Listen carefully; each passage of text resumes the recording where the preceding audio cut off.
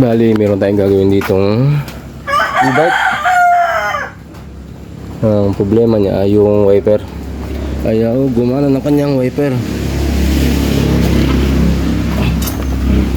Ayan. Nung nakaraan, chinek up ko siya. Nung sinis daw nila na mayari, hindi ito nagalaw. Tapos nung hinawakan ko, sobrang tigas itong hindi siya nagalaw yan. Bago binuksan ko siya, ito ang motor niyan eh. Yan, nakagayan yan, itong salpak yan, yan. Balik itong switch niya, bago ito nakakonekta yan dyan. Nang naging sira nito, yan, yan, nasunog ang kanyang wiper. Yan, sunog yung wiper motor niya. Yan, yung pinakang loob niya, no, ang baho, nasunog yung plastic. Nangyari siguro dito ay nakababad itong switch, tapos hindi naman gumagalaw itong wiper. Kaya sabi ko, bumili ng wiper at magpapalit tayo itong wiper motor. Kaya ito ang binili namin, 48 volts. Yan, 48 volts yan. Ganito rin ang paglagay niyan dyan. Yan, kakabit ko ito ngayon para magamit ng mayari itong ating wiper motor bago ito. Babaklasin ko na ito. Nabaklas ko na ito nakaraan eh. Dalawang tornilyo lang yan. Ganito lang yan, oh. Yan. Isa dito. Bago isa dito. Assembly na ito nung binili. Bali ng halaga nito ay 1.7 ang halaga. Yan. Ayun.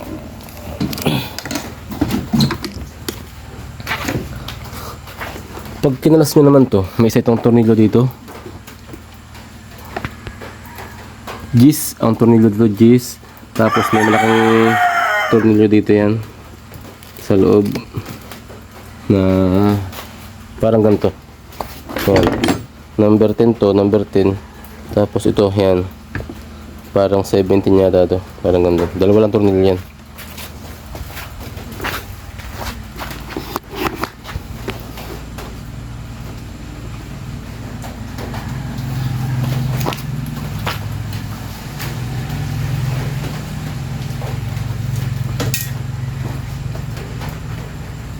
Ayos na itong wiper blade.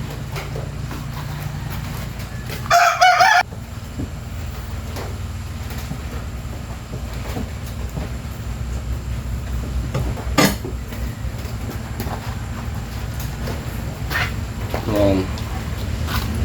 Bali ito yung tsura niya. Yan. Number 10mm at 19mm. Kaya parehas naman siya. Kasi dito ito binili mismo sa e-bike na binilhan nila. Ayan, parehas 48 volts. Parehas ang kanyang hulma. Kaya kakabit ko na to ngayon. Bali, nakabit ko na yung bago. Yan. Yan, nakagayan yan. Kaya palay ko na yung wiper.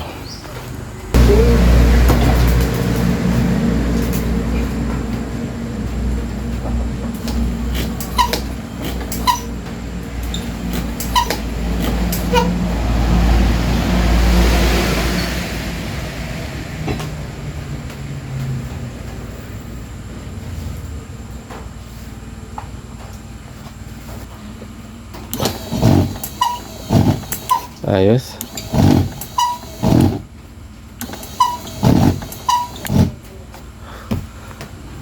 Ayos na. Bali, nagpalit tayo ng buong assembly na wiper motor. Assembly ng ating pinalitan. Switch natin.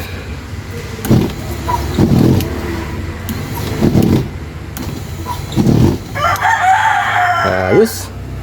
Ganun lang mga kabuting-ting. Palit lang tayo ng wiper motor.